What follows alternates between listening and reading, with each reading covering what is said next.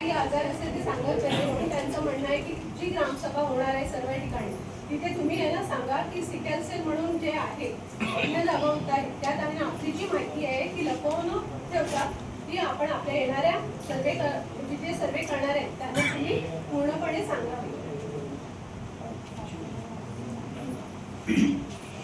तसंच आपल्याकडे सांस्कृतिक प्रतीक राष्ट्रीय अभियान आहे म्हणजे मेरा गाव मेरा धरोहर,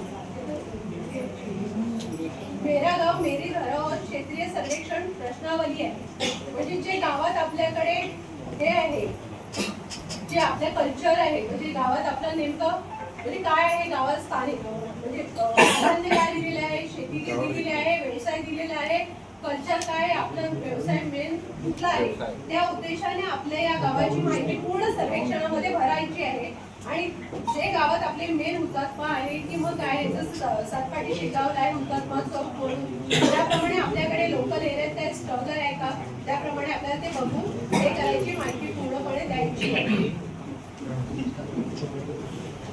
तसंच टीबी मुक्त पंचायत घोषित करायचंय. जे आपलं गाव आहे घनसार ते आपल्याला टीबी मुक्त घोषित करायचंय.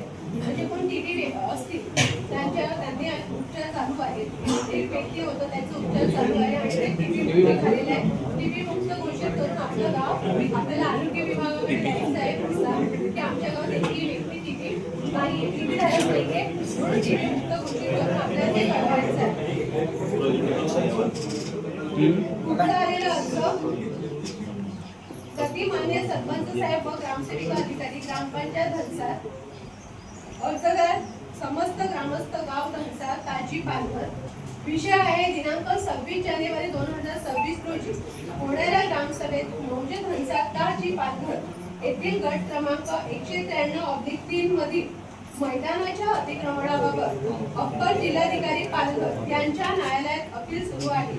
त्याच गावातील श्री विकास रामचंद्र भोईर व इतर ग्रामस्थांना आवश्यक पक्षकार म्हणून सामील करून घेण्यासाठी प्रस्ताव मांडण्याबाबत आम्ही धनसार गावातील ग्रामस्थ वरील विषयास अनुसरून सदर अर्ज करीत आहोत.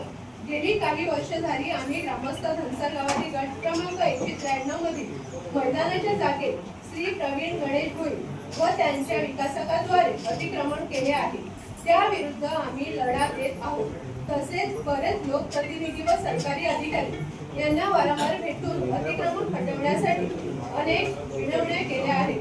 सध्या स्थितीत सदर अपील हे अप्पर जिल्हाधिकारी पालघर न्यायालयात सुरू आहे. या अपीलामध्ये प्रतिवादी विरोधी म्हणून श्री विकास रामचंद्र भोईर, श्री राजेंद्र मधुकर मोरे, श्री मोहन देवजी मोरे, श्री जयेश दीपक मोरे, श्री अनिल ठक्सन भरत, श्री आकाश जयराम भोईर, श्री श्रीकांत रामदास भोईर, श्री निलेश पांडुरंग पावळे, श्री हर्षद निलेश पावळे यांना सामील करून घेण्यासाठी आम्ही काही ग्रामस्थांनी अप्पर जिल्हाधिकारी पालघर यांच्याकडे अर्ज केला होता. त्यांनी त्या अर्जाचे प्रतिउत्तर देताना असा आदेश दिला की वरील विषयावरील अपीलामध्ये त्या प्रतिवादी म्हणून तुम्हाला सामील करण्यासाठी तुम्ही ग्रामस्थांनी तुमच्या गावाची होणाऱ्या ग्रामसभेत या विषयावर प्रस्ताव मांडावा व तो पास करून तसा ठराव सादर करून घेणे. तुम्हाला प्रतिवादी म्हणून अपीलामध्ये सामील करून घेण्यात येईल. त्यासाठी वरील विषयास अनुसरून हा प्रस्ताव तुम्ही येत्या पुढील ग्रामसभेत मांडावा ही नम्र विनंती. मॅडम या विषयावरती मी एक बोलतो. हा विकास रामचंद्र भोईर काय चीज आहे हे चालू आहे का? होम थिएटर चालू आहे का? चालू आहे ना? एक केतन चालू कर ऑडिओ लावी आणि परत ऑडिओ माझ्याकडे पण आहे.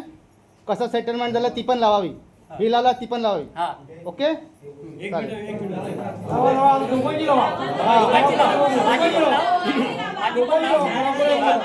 सदस्य बोलतात सेटलमेंट किती लाखाला झालंय पंचायत मध्ये तो व्हिडिओ सदर माझ्याकडे आहे. दुसरं गावकरी बघायला पाहिजे.